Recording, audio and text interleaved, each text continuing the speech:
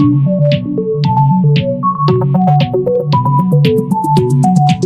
Everyone, my name is Bhupesh and welcome to our channel the hyperloop family. आज का video dedicated है सारे parents के लिए जो या तो यूके में अभी नए नए आए हैं या जो यूके में आने के बारे में सोच रहे हैं। आज के वीडियो में हम बात करेंगे ऐसे टॉपिक के बारे में जिसने हमारा भी सर घुमा दिया था जब हम उसको पहली बार हमने फेस किया था। आज की वीडियो में हम बात करेंगे बच्चों के स्कूल के असेसमेंट्स के बारे में। हमने अपने पिछले वीडियो में बात किया था यूके में स्कूल का सिस्टम कैसा है। हमने बात की थी यूके में स्कूल में एडमिशन्स कैसे मिलेगा, अगर आप इन ईयर आ रहे हैं तो एडमिशन कैसे मिलेगा, अगर आप ग्रामर स्कूल में जाना चाहते हैं तो कैसे एडमिशन मिलेगा। और आज की वीडियो में हम बात करने वाले हैं यूके में असेसमेंट्स के बारे में कि एग्जामिनेशंस कैसे होते हैं या उनका असेसमेंट्स कैसे होता है। अगर आपको पुरानी वीडियो याद हो तो हमने वहाँ पे डिस्कस किया था कि यूके का जो स्कूल गोइंग एज होता है वो स्टार्ट होता है एज ग्रुप ऑफ 3 से और 18 एंड बियॉन्ड वो जाता है मास्टर्स तक। अगर हम बात करें तो फ्रॉम एज ग्रुप 3 to 5 आपके बच्चे वहाँ नर्सरी स्कूल में जाते हैं जो कि जिसको हम अर्ली ईयर फाउंडेशन भी बोलते हैं यहाँ पे। फ्रॉम एज ग्रुप 5 to 11 बच्चे आपके प्राइमरी स्कूल्स में जाते हैं जिसको हम अगेन 2 पार्ट में डिवाइड करते हैं, KS1 और इन्फेंट ईयर्स, ईयर 1 और 2। देन जूनियर ईयर्स होते हैं आपके 3, 4, 5 एंड 6। ईयर 11 ऑनवर्ड या ईयर 7 क्लास की अगर हम बात करें तो ईयर 7 ऑनवर्ड जो आपका बच्चा होता है वो जाता है सेकेंडरी स्कूल्स में जो कि ईयर 13 तक जाता है जिसको हम बोलते हैं की स्टेज 5। ये तो हो गया नॉर्मल डिस्ट्रीब्यूशन। अभी इसमें जो मेन क्वेश्चन आता है कि एग्जाम्स कैसे होते हैं, असेसमेंट्स कैसे होते हैं। नॉर्मली जो आपका नर्सरी के बच्चे हैं उनका असेसमेंट का प्रोसेस अलग होता है, आपके प्राइमरी के बच्चों के असेसमेंट का प्रोसेस जो होता है वो अलग होता है और सेकेंडरी के असेसमेंट के प्रोसेस हमेशा अलग होते हैं। आज की वीडियो में हम इन्हीं एस्पेक्ट के बारे में बात करेंगे। तो सबसे पहले हम बात करते हैं फाउंडेशन ईयर्स की या अर्ली ईयर फाउंडेशन जिसे हम बोलते हैं जो कि आपका नर्सरी और रिसेप्शन में। यूके में असेसमेंट का जो तरीका है वो इंडिया से काफ़ी अलग है। यहाँ नॉर्मली आपको मार्क्स नहीं मिलेंगे, इवन आपके जो नर्सरी और रिसेप्शन के सेक्शंस में वो आपको क्या करते हैं, नॉर्मली आप at the end of your reception year आपके बच्चे को वो असेस करते हैं कि बच्चे को नॉर्मली वो कई सारे पैरामीटर्स में देखते हैं जिसमें से एक आता है कम्युनिकेशन एंड लैंग्वेज। वहाँ पर आपकी लिसनिंग कैसी है, उसका अटेंशन टू डिटेल कैसा है, अंडरस्टैंडिंग कैसी है, आपका बच्चा बोल कैसे रहा है। सेकंड आता है फिजिकल डेवलपमेंट जिसमें उसकी ग्रॉस मोटर स्किल्स और फाइन मोटर स्किल्स के बारे में बात होती है। तीसरा आता है personal, social and emotional development. बच्चा आपका सेल्फ रेगुलेट कर पा रहा है कि नहीं हो पा रहा है, वो खुद को मैनेज कर रहा है कि नहीं कर रहा है, और वो अपनी रिलेशनशिप्स अपने अपने फ्रेंड्स के साथ बना पा रहा है कि नहीं बना पा रहा है। इसके बाद वो देखते हैं लिटरेसी के लिए जहाँ पे कंप्रीहेंशन, रीडिंग और राइटिंग देखी जाती है। Then they look for maths जहाँ पे नंबर्स एंड न्यूमेरिकल पैटर्न्स के बारे में नॉर्मली वो बात करते हैं।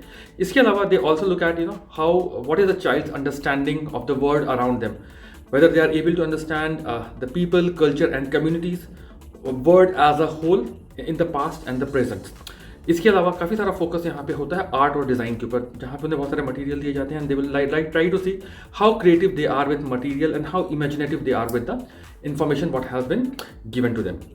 अर्ली ईयर फाउंडेशन स्टेजेस जिसको हम ईयर 1 या ईयर 2 बोलते हैं उसके असेसमेंट आपको नॉर्मली मिलते हैं at the end of reception year.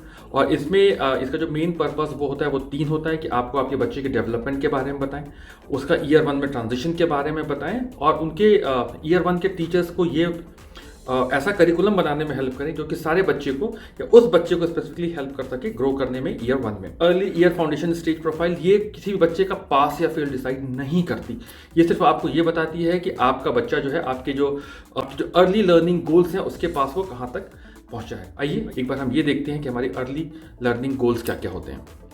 EYFS का जो पहला ELG होता है वो होता है कम्युनिकेशन एंड लैंग्वेज। इसमें वो ये देखते हैं आपका बच्चा कितना अटेंशन दे रहा है और उसको कितनी समझ आ रही है, वेदर ही और she is able to follow the instruction और रिस्पॉन्ड टू द क्वेश्चंस और नॉट। देन ELG होता है स्पीकिंग के लिए, वेदर द पर्सन और the kid is able to share the ideas और explanation for the things they might happen, express feeling about full sentences including the use of past tense, present tense and even the future tense। अगला आता है physical development के लिए जहाँ पे जो पहला होता है वो होता है क्रॉस मोटर स्किल्स जहाँ पे वो ये दिखा सकें कि good control and coordination in large movement like climbing and all वो कर पाते हैं या नहीं कर पाते हैं। और दूसरा होता है फाइन मोटर स्किल्स के लिए, for example are they able to hold a pencil in their hand और not, are they getting ready to write और नॉट, और other tools like scissor use करना है तो कैसे यूज़ कर सकते हैं। जो तीसरा क्राइटेरिया आता है वो आता है आपका personal, social and emotional development. यहाँ पे जो सबसे पहली चीज़ देखी जाती है वो आती है self regulation, whether they are able to demonstrate an understanding of their own feeling and other people's feeling और नॉट।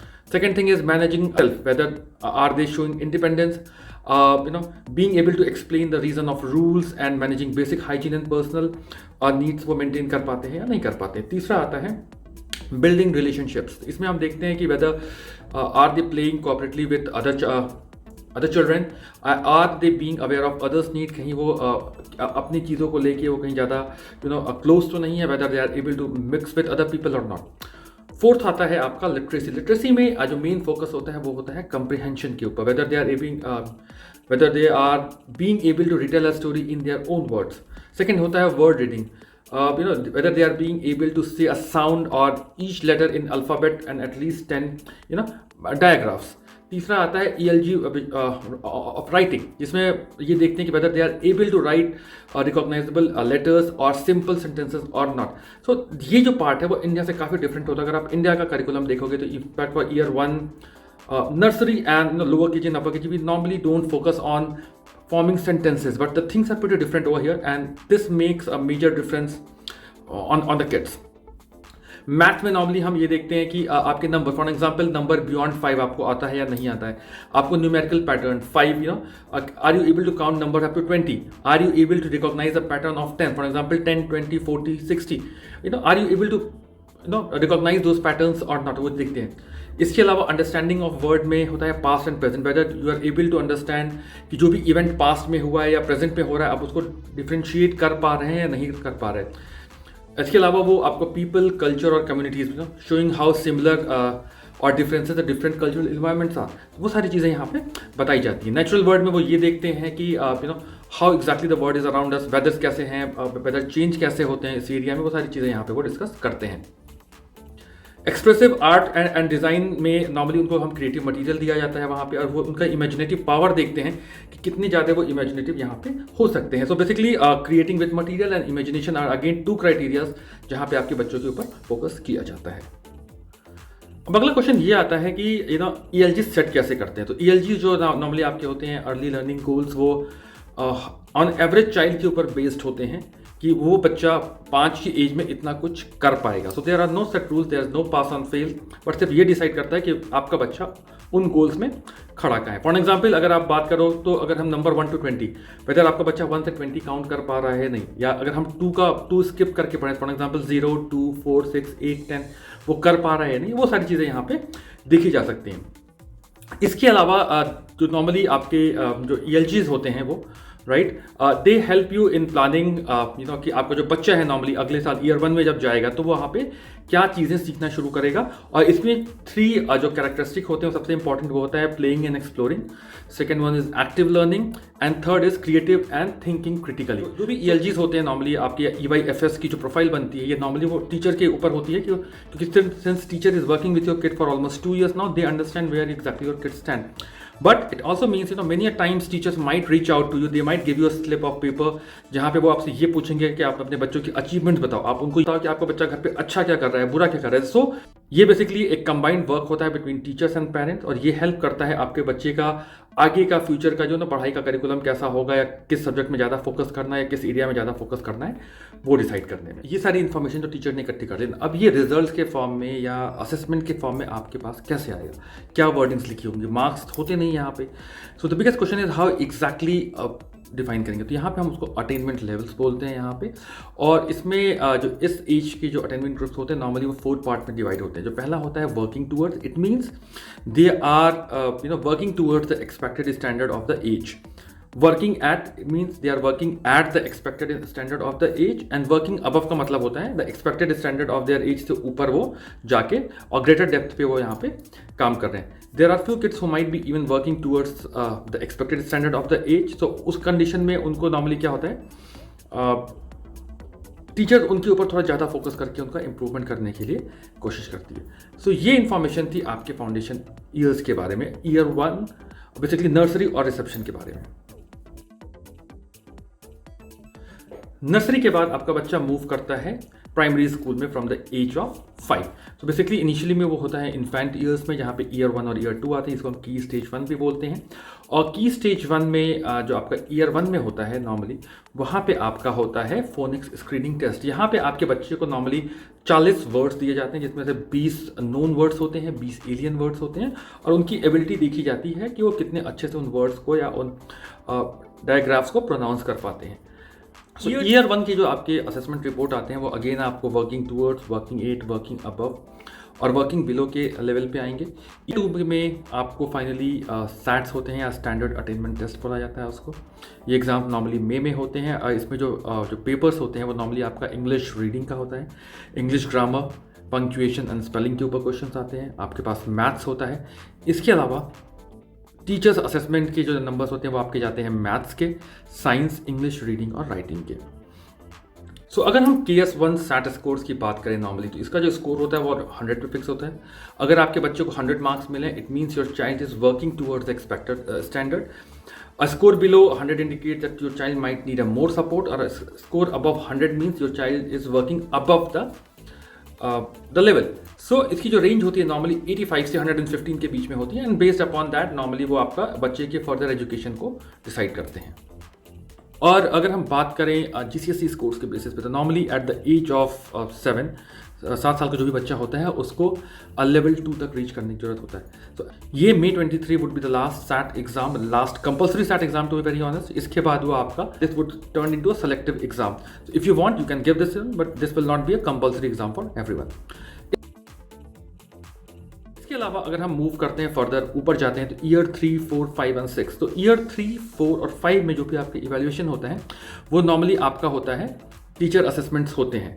बट ईयर 4 में आपका मल्टीप्लिकेशन टेबल चेक होता है यहाँ पे, और ये डिटरमाइन करने में हेल्प करता है कि आपका बच्चा कितने फ्लुएंटली और आपका मैथ के टेबल्स को रिकॉल कर पाता है। ये थोड़ा डिफरेंट है इंडिया से। इंडिया में नॉर्मली जब हम टेबल्स पढ़ते हैं तो we get up to 10, but over here it goes from 1 से लेकर 12 का टेबल एंड टिल 12 टाइम्स। और इसके एग्जाम्स में नॉर्मली आपके 25 क्वेश्चन आते हैं, यू विल गेट 25 क्वेश्चन।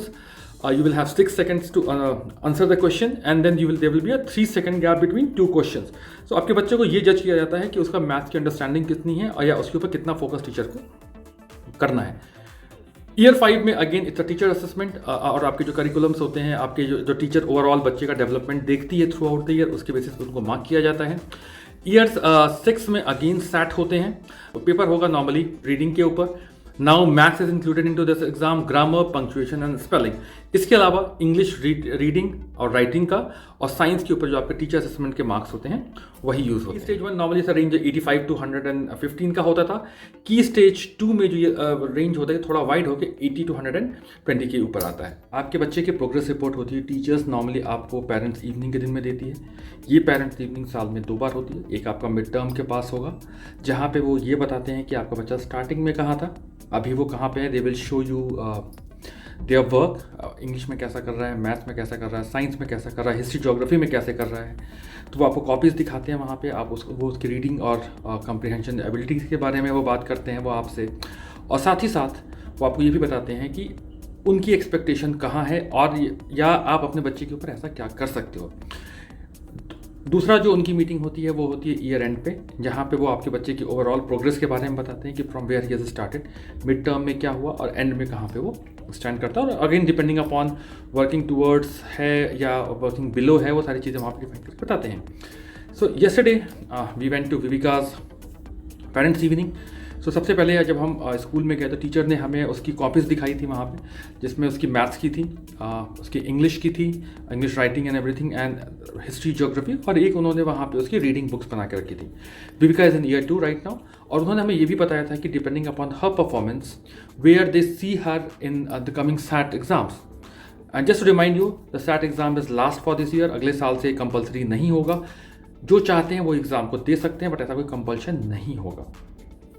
लेकिन जब हमने उनसे डिस्कस किया तो उन्होंने बताया कि वो वो कैब कैसी है बच्चे की, या उसको कौन सी बुक्स पढ़नी चाहिए, वो अपने क्लास के बच्चों से कहाँ आगे है, पीछे है, आप कौन सी बुक्स ला सकते हैं, उनको आप किस तरीके से हेल्प कर सकते हैं, वो सारी चीज़ें वो आपसे डिस्कस करते हैं, and they are very supportive on this front. But word of question, यहाँ पे आपको इंडिया के जैसे मार्क्स नहीं मिलेंगे। They will not tell you कि आपके बच्चे को मैथ्स में 90 मिला है या 50 मिला है, but they will simply compare him और हर अगेंस्ट अ स्टैंडर्ड, जो क्लास का जो नॉर्मली वो सोचते हैं बच्चे को अचीव करना चाहिए, आपका बच्चा वहाँ पे कहाँ स्टैंड करता है, दैट्स ऑल। और जब भी आपके टीचर आपके बच्चे के रिजल्ट्स के बारे में बात करेंगे तो वो आपसे कुछ टर्म्स यूज़ करते हैं, बहुत ही ट्रिकी टर्म्स हैं, वो नॉर्मली लोग कई बार कंफ्यूज होते हैं उनका मतलब क्या है। Let's talk about that as well.